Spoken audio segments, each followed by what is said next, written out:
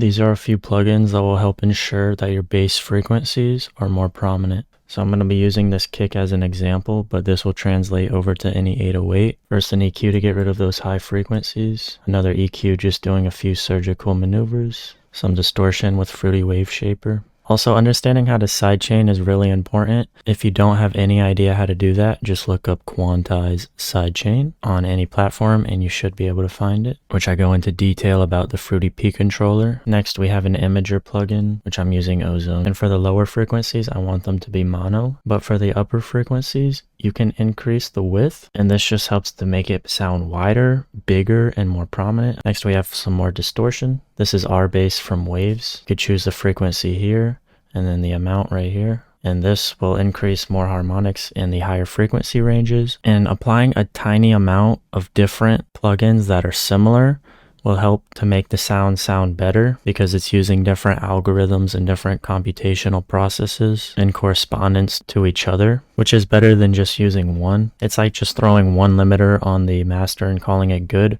versus using a ton of different types of limiters and introducing saturation and whatnot. And the last thing is just a slight boost, an EQ at the bottom frequencies. Now we're going to listen to the entire song together without the plugins first.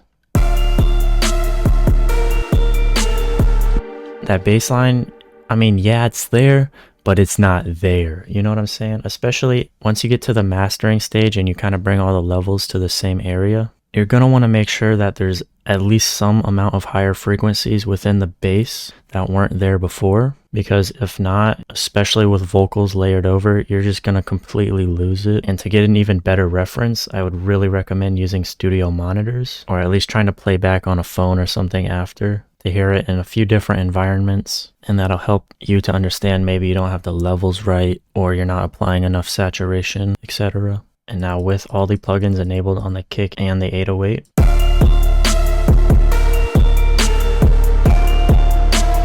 sounds a little bit more crunchy, more in your face, and a tad bit louder, or at least perceived a tad bit louder. Drop a like and follow for more.